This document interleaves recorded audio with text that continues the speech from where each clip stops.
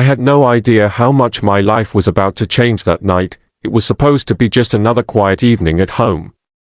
My wife, Emily, had gone to bed early, exhausted from a long day of work. I was in my office, pretending to be busy, but in reality, I was waiting. My phone vibrated on the desk, and my heart raced. A message from her, "I miss you." "Same time tomorrow," I smirked. Before I could respond, I heard a noise, light footsteps outside my office door. I quickly turned off my phone screen and sat up straight. The door creaked open, and Emily stepped in, her expression unreadable. "Who were you texting?" she asked, her voice eerily calm. My stomach tightened. Emily was never the confrontational type. She always gave me space, never questioned me too much. But something about the way she stood there made me uneasy. "No one," I lied smoothly. "Just work stuff." Her eyes flickered with doubt. At this hour, I forced a laugh. "You know how it is." She didn't respond. Instead, she stepped forward and placed her phone on my desk. My breath caught in my throat when I saw the screen. It was open to my messages, the messages I thought I had deleted. My blood ran cold. "Do you have anything to say for yourself, Daniel?" she whispered. For a moment, I was speechless. The room felt suffocating. How did she get my messages? How much did she know, then, before I could come up with a response? She did something that sent a chill down my spine. She smiled, and that's when I knew. She had something planned. My mouth went dry as I stared at Emily's unexpected smile. It wasn't one of anger. It wasn't even bitter. It was knowing. "I've known for a while now," she said softly, her fingers tapping against my desk. I forced myself to stay calm, but my mind was racing. How long had she known? What had she seen? I swallowed hard, trying to gauge her mood. "Emily, it's not what you think." She tilted her head, cutting me off. "Isn't it, though?" The way she was staring at me sent a chill down my spine. This wasn't the Emily I knew, the quiet, timid woman who always looked away from confrontation.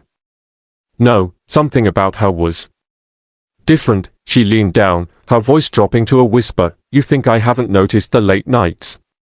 The sudden work trips? The change in your cologne? The way you avoid touching me?" I clenched my jaw. She had been watching me. Carefully, she straightened up and took a deep breath, as if steadying herself. "You know, Daniel, I didn't want to believe it at first. I told myself I was imagining things. That maybe I was just paranoid. But then..." She tapped the phone screen.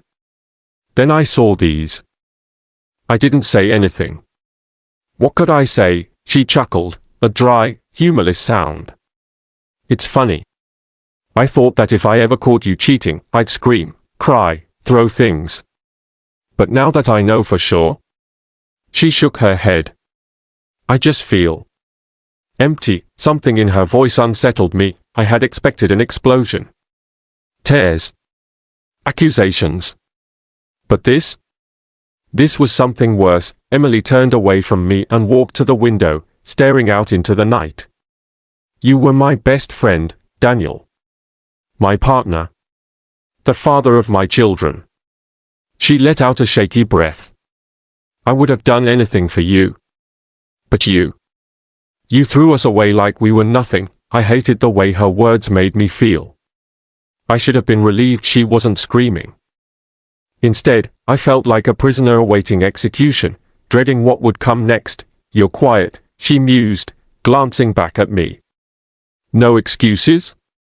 No begging for forgiveness?" I exhaled slowly, deciding to take a different approach. "Emily, I never meant to hurt you." Her lips curled into a smirk. "But you did." Then, without another word, she turned and left the room, and for the first time in my life, I was afraid of my own wife. I barely slept that night. I kept expecting Emily to come storming in, demanding a divorce, throwing my clothes out the window, something. But she didn't. She acted normal, too normal. The next morning, she made breakfast like she always did. She kissed our kids on the forehead, helped them get ready for school.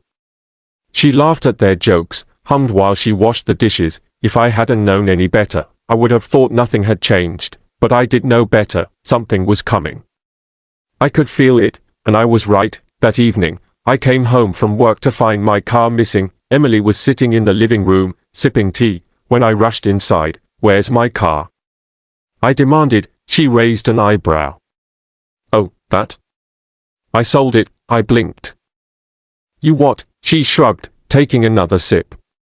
"You cheated, Daniel." I figured that means I deserved some compensation. I felt my temper rise. "That car was mine, Emily." She set her cup down and looked at me with an eerie calmness. "So was my trust. My loyalty. My love." I clenched my fists.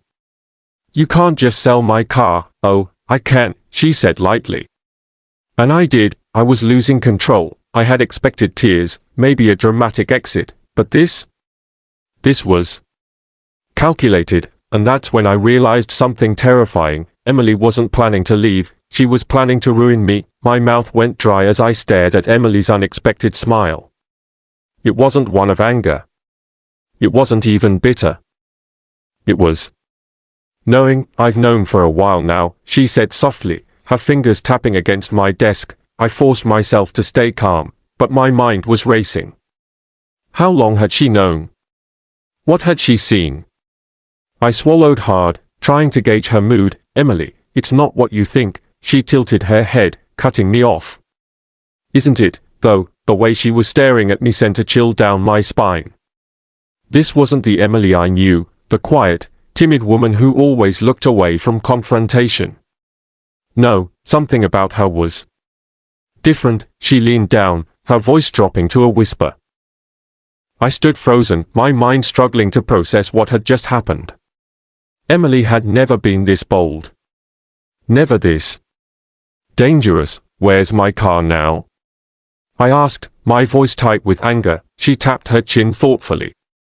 "Oh, I think the new owner mentioned something about repainting it. Maybe changing the interior. You know, giving it a fresh start, fresh start." That phrase cut deep. "You can't do this," I muttered. Emily leaned forward, resting her elbows on her knees. "Oh, but I already did, Daniel. And here's the thing, you have no idea what else I'm capable of." I had spent years seeing her as weak, passive, the devoted wife who would never dare to step out of line. But this was someone else entirely. And she wasn't done yet. The next day, my bank card was declined at the gas station. Confused, I checked my phone. My account had been emptied. I rushed home, slamming the front door open.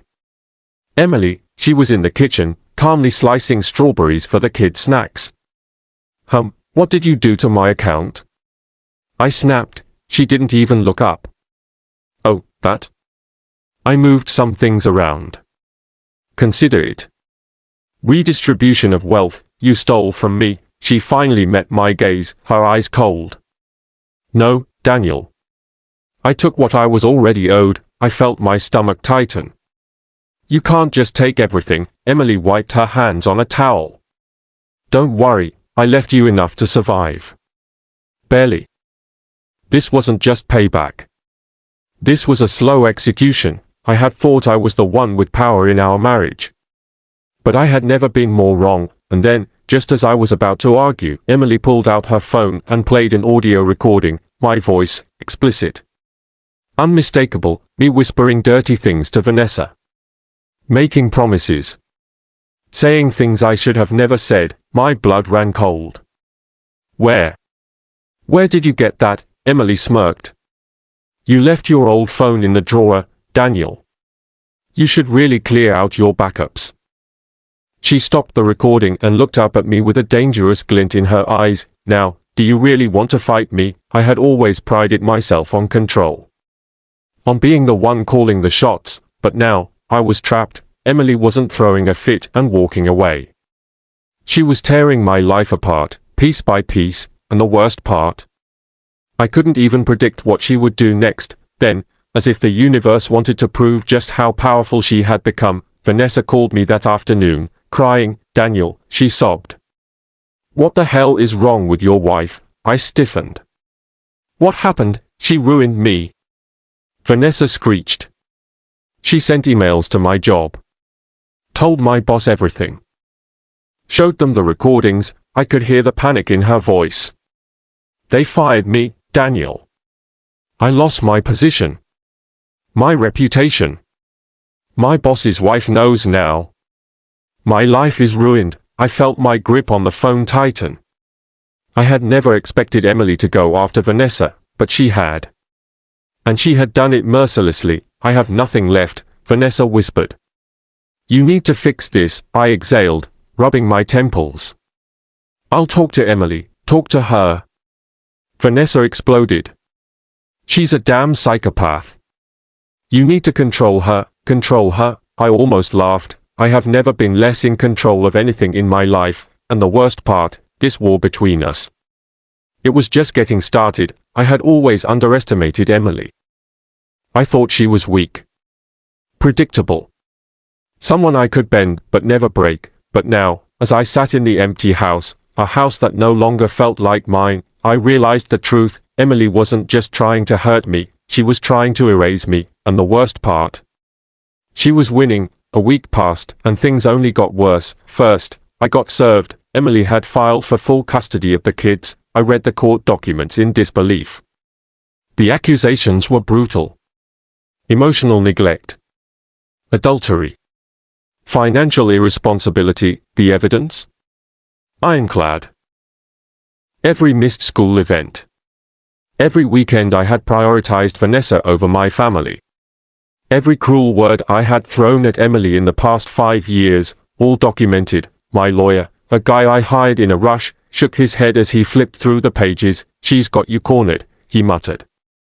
Judges don't like men who cheat on their wives and neglect their kids. This is bad, Daniel, but I'm their father. I snapped. She can't take them from me, the lawyer sighed. She doesn't need to take them. She just needs to make sure the court sees her as the better parent. And right now? That's exactly what she looks like. I clenched my fists. I won't let this happen, the lawyer gave me a look. Then you better start fighting back. And so, I did. I started digging. If Emily could play dirty, so could I. I searched for anything that could make her look bad in court. Old debts. Missed appointments. Even a flimsy rumor about an emotional affair she might have had years ago. I was desperate. And desperate men? They make stupid choices, which is why, when Vanessa came to me with an idea, I actually listened. Emily has to have something to hide, Vanessa said, her voice sharp with bitterness. Let's ruin her. She was seething. Emily had destroyed her life, and now she wanted payback. I should have said no. I should have walked away, but I was a drowning man. And Vanessa was offering me a lifeline, so I let her drag me into a trap that would destroy us both. Vanessa's plan was simple, fake evidence. She knew a guy, a shady private investigator, who could fabricate documents. Make Emily look like an unfit mother. It was risky.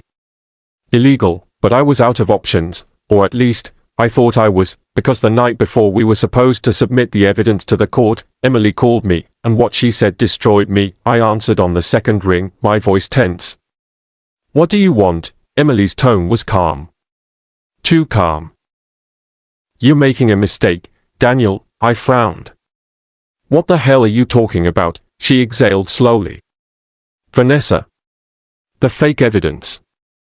The investigator you two hired. My breath stopped. How did she? Emily chuckled softly. Oh, Daniel. You never learned, did you? I heard the sound of papers shuffling in the background. Do you know what this is? She asked. I didn't answer. It's a sworn statement from the investigator. A confession. He told me everything. I felt sick. See, I knew you'd try to fight back, Emily continued. But I didn't think you'd be this stupid. I swallowed hard. Emily, shush. Her voice dropped to a whisper. You lost, Daniel. Completely. My entire world started spinning. You see, the judge will love hearing about your little scheme, she added. And when I tell them everything? You won't just lose the custody case. She paused. You'll lose everything. And she was right. The next day, The judge didn't just rule in her favor, he destroyed me, full custody to Emily, restraining order against Vanessa, and me, stripped of everything, the house, the accounts, even my reputation. Emily had turned me into a nobody, and as I walked out of that courtroom, I realized something. I had created this monster, I had pushed her too far, and now, she was unstoppable. 3 months later, I was living in a rundown apartment, barely scraping by. Vanessa had disappeared, fleeing town to escape the scandal, and Emily, she thrived. I saw her once, at a coffee shop. She looked different, confident, powerful. She spotted me, and for a moment, we just stared at each other. Then she smirked, not a cruel smirk, not a vengeful one, just a smirk that said, I won. And as I sat there, drowning in regret, I finally understood. She had been my greatest mistake, and I had been her greatest lesson.